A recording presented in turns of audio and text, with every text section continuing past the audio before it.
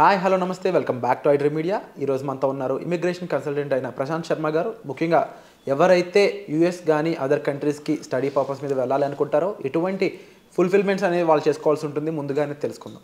Hi sir. Hello అండి. Sir, యూఎస్కి కానీ other countries education purpose మీద వెళ్ళాలనుకున్న స్టూడెంట్స్ ముఖ్యంగా చూసుకోవాల్సిన విషయాలు ఏంటి, ఎటువంటి విషయాల్లో ప్రతి ఒక్కరు కూడా జాగ్రత్తలు వహించాలంటారు? Wonderful question. సో ఇది మనకి స్టూడెంట్ టైం కాబట్టి so any country Jan is one intake. అంటే ఇప్పుడు కొన్ని కంట్రీస్కి జాన్ మే సెప్టెంబర్, కొన్ని కంట్రీస్కి Jan and September. Mid intakes కొన్ని కంట్రీస్కి ఉంటాయి, కొన్ని కంట్రీస్కి ఉండవు. కొన్ని కంట్రీస్ ఫిబ్రవరిలో ఇంటేక్స్ పెట్టుకుంటాయి. సో ఎలాంటి టైంలోనైనా ఇయర్ స్టార్ట్ కాబట్టి ఇప్పుడు ఆల్రెడీ జాన్ ఇంటేక్ అయిపోవచ్చాయి. కానీ నెక్స్ట్ ఇంటేక్స్ నుంచి ఎవరైతే స్టూడెంట్స్ ప్లాన్ చేస్తున్నారో 4th ఇయర్స్ కానీ రాబోయే ఆల్రెడీ లాంగ్ టర్మ్స్ తీసుకొని ఐఎల్స్ కోచింగ్స్ తీసుకొని వెళ్దాం అనుకునే వాళ్ళకి కానీ ఇప్పుడు మనం ఇచ్చే సలహా ఉపయోగపడుతుంది. మా అనఘా కెరియర్ సొల్యూషన్స్లో మేము యూజువలీ ఒక స్టూడెంట్ వచ్చిన వెంటనే ఫస్ట్ మేము వాళ్ళ యొక్క పర్సంటేజెస్ ఎంత, వాళ్ళ యొక్క ప్రీవియస్ బ్యాక్గ్రౌండ్ ఆఫ్ ఎడ్యుకేషన్ ఏంటి, వాళ్ళ కమ్యూనికేషనల్ స్కిల్స్ ఏంటి అనేవి ఫస్ట్ మేము చెక్ చేయడం జరుగుతుంది. ద రీజన్ ఫస్ట్ మేము ఎందుకు చెక్ చేస్తాం అంటే కమ్యూనికేషనల్ స్కిల్స్ ఉంటేనే వాళ్ళు ఐఎల్స్ అన్న ఒక ఇంగ్లీష్ ప్రొఫిషియన్సీ ఎగ్జామ్ ఉంటుంది. సో అట్లాగే పీటీ అనేది ఒక ఎగ్జామ్ ఉంటుంది. సో సెల్ఫ్ పిప్ అనేది ఒక ఎగ్జామ్ ఉంటుంది. సో ఇవన్నీ కూడా ఏంటంటే వాళ్ళ యొక్క ఇంగ్లీష్ ప్రొఫిషియన్సీని వాళ్ళు ఎంతవరకు వాళ్ళు మాట్లాడగలరు, వాళ్ళ రీడింగ్, రైటింగ్, లిజనింగ్, స్పీకింగ్ అని 4 మాడ్యూల్స్ ఉంటాయి. ఈ మాడ్యూల్స్లో వాళ్ళు అకాడమిక్ మాడ్యూల్ స్టూడెంట్స్ ఎవరైనా అకాడమిక్ మాడ్యూల్ని మాత్రమే వాళ్ళు రాయాల్సి ఉంటుందన్నమాట. సో వాళ్ళకి అందులో నెగిటివ్ మార్కింగ్ ఉంటుంది. సో వాళ్ళకి ఏంటంటే దీని మీద ఎంతవరకు వాళ్ళకి మినిమం అవగాహన ఉంది, వాళ్ళ కమ్యూనికేషనల్ స్కిల్స్ ఒక పార్లో ఉన్నాయి అంటే సో దాన్ని బట్టి మేము సలహా ఇవ్వడం జరుగుతుంది. సో మీరు ముందు ఐఎల్స్ తీసుకోండి, ఆ తర్వాత మీరు అప్లికేషన్ చేద్దాము. వాళ్ళకి కొంతమందికి పర్సంటేజ్లు తక్కువ ఉంటాయి, ఎన్ని బ్యాక్లాగ్స్ ఉన్నాయి. కొన్ని ఇప్పుడు కెనడా లాంటి కంట్రీ ఉందనుకుంటే వాళ్ళకి ఒక జేఎన్టీయూ హైదరాబాద్ వాళ్ళు ఒక రిలాక్సేషన్ ఇవ్వడం జరుగుతుంది. Including relaxation 4 maximum backlogs they accept. అంటే రిపీటెడ్గా అంటే ఫస్ట్ సెమిస్టర్లో నాకు 2 ఎగ్జామ్స్ పోయాయి, సెకండ్ సెమిస్టర్లో ఫస్ట్ సెమిస్టర్ 2, సెకండ్ సెమిస్టర్ 2 కలిపి 4.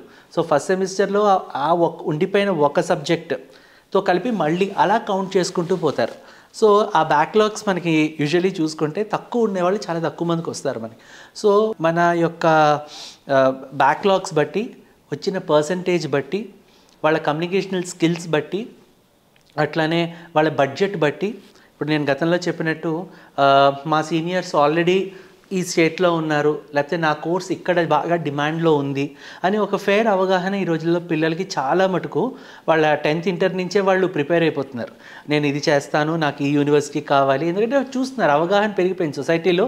నా సోషల్ మీడియా ద్వారానే కావచ్చు, గ్రూప్స్ ద్వారానే కావచ్చు, వాళ్ళకి చాలా మంచి విషయం యాక్చువల్లీ పిల్లలకి ఇలాంటి ఒక అవగాహనతో ముందుకెళ్ళడం. సో వాళ్ళ బడ్జెట్ ఎంత, వాళ్ళ తల్లిదండ్రులతోటి వాళ్ళు ముందే మాట్లాడుకొని, ఫర్ ఎగ్జాంపుల్ యూఎస్ ఉందనుకోండి, యూఎస్లో ఒక 35 lakhs డిపాజిట్ అనేది వాళ్ళు చూపించాల్సి వస్తుంది. ఫిక్స్డ్ డిపాజిట్ కానీ లిక్విడ్ క్యాష్ కానీ చూపించాల్సి వస్తుంది. సో అది జెన్యున్ అయి ఉండాలి. సో ఇలాగా వాళ్ళ ట్యూషన్ ఫీజు అంటే అది ఏంటి 1 year living expenses plus their tuition fees is what they show. So వాళ్ళు 1 year లివింగ్ ఎక్స్పెన్సెస్ వాళ్ళు ప్రిపేర్ అవుతూ ఫస్ట్ సెమిస్టర్ ట్యూషన్ ఫీజు కట్టాలి. సో ఆల్మోస్ట్ వాళ్ళు ఒక 8 లక్షలు 9 లక్షల దాకా కట్టాల్సి వస్తుంది అనమాట యూఎస్కి, ఎనీ కంట్రీ యూజువలీ. సో ఈ ప్రిపరేషన్ అంతా కూడా, గ్రౌండ్ వర్క్ అంతా కూడా చేసుకొని ఈ రోజుల్లో పిల్లలు మా ఆఫీస్కి రావడం జరుగుతుంది. లేకపోతే వచ్చిన తర్వాత మేము ఇచ్చే గైడెన్స్ వల్ల కూడా వాళ్ళు ప్రిపేర్ అయ్యి, ఎందుకంటే ఇప్పుడు జాన్లో ఉన్నారనుకోండి, సెప్టెంబర్ ఇంటేక్ కాబట్టి వీళ్ళకి 5-6 నెలల టైం వ్యవధి దొరుకుతుంది.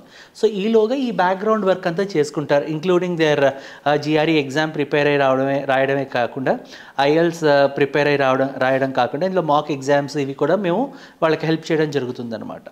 సో ఇట్లా వీళ్ళకి ఒక ఫీ స్ట్రక్చర్లోనే కాదు, వీళ్ళ ప్రాసెస్లోనే కాదు, సో ఇవన్నీ వచ్చిన తర్వాత వీళ్ళ అప్లికేషన్ని షార్ట్ లిస్టింగ్, అసలు వీళ్ళకి ఏ యూనివర్సిటీస్ వాళ్ళ బుర్రలో ఒక ఇన్ని యూనివర్సిటీస్ అనుకొని వస్తారు, అసలు ఆ యూనివర్సిటీకి ఎలిజిబిలిటీ ఉందా లేదా, మా దగ్గర ఉన్న యూనివర్సిటీస్ని వాళ్ళకి చెప్పి, సో ఇక్కడ ప్రీవియస్గా వాళ్ళు ఇచ్చే ప్లేస్మెంట్స్ ఏంటి, వాళ్ళ ఫీ స్ట్రక్చర్స్ ఏంటి, స్కాలర్షిప్స్ ఏంటి, సో ఇలా అన్ని విధాల all 360 degrees we cover up, we give them adequate training on this knowledge on this.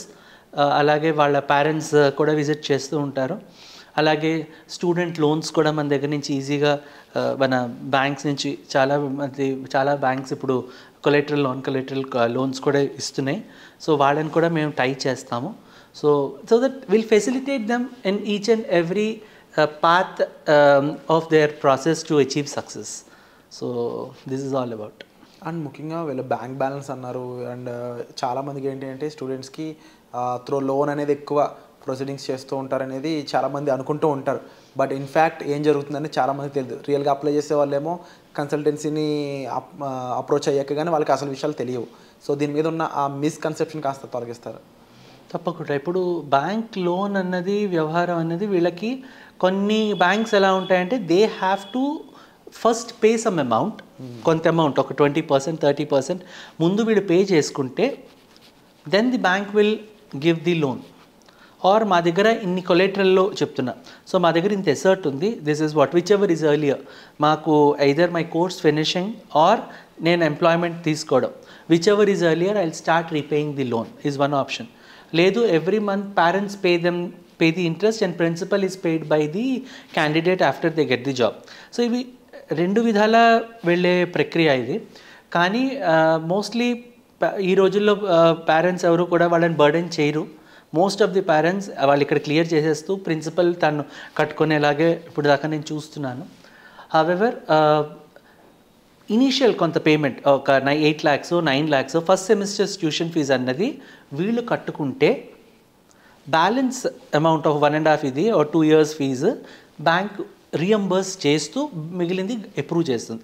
అది టైం వైజ్, అంటే ఒక్కసారి ఇప్పుడు 18 లక్షలు అనుకుంటే 18 లక్షలు ఒకసారి రిలీజ్ చేసేది ఏ బ్యాంకును. Semester wise it releases as per the demand letter which they provide అనమాట. అది యాక్చువల్గా జరిగే విషయం అట్లా ఉంటుంది. Wonderful sir. సో చాలామందికి ఇంకా ఎన్నో మిస్కన్సెప్షన్స్తో పాటుగా ఎంతో ఇన్ఫర్మేషన్ తెలియాల్సి ఉంటుంది. బట్ ఎవరో చెప్పిన ఇన్ఫర్మేషన్ కంటే కూడా ఒక రైట్ ప్రొఫెషనల్ చెప్పిన ఇన్ఫర్మేషన్కి చాలా ఎకరసీ ఉంటుంది. అండ్ డెఫినెట్లీ ఎంబసీతో ఎంతో కొంత కనెక్షన్స్ ఉన్న వాళ్ళు అనేది మీరు చూస్తూనే ఉంటారు. బట్ ఒక కన్సల్టెన్సీకి కంప్లీట్ ఫుల్ ఫ్లెడ్జ్డ్ నెట్వర్క్ అనేది ఉంటుంది. కాబట్టి మీరు ఒక రైట్ ప్రొఫెషనల్కి మీట్ అవ్వడం ద్వారా మీరు అనుకుంటున్న యూఎస్ కళని సాకారం చేసుకోవడానికి చేరువవచ్చు. అండ్ దానికి సంబంధించి ఆల్రెడీ ప్రశాంత్ శర్మ గారు పర్సనల్ అపాయింట్మెంట్స్ అనేవి ప్రొవైడ్ చేయడం జరుగుతుంది. మీరు డైరెక్ట్గా సార్ని కలిసి మాట్లాడాలనుకున్నట్లయితే డిస్ప్లే అవుతున్న నెంబర్స్ కాల్ చేసి మీరు పర్సనల్ అపాయింట్మెంట్ అనేది బుక్ చేసుకోవచ్చు. దానికి సంబంధించిన పూర్తి వివరాలు మీరు డైరెక్ట్గా సార్తో మాట్లాడి తెలుసుకోవచ్చు. Thank you so much for the information. Thank you అండి.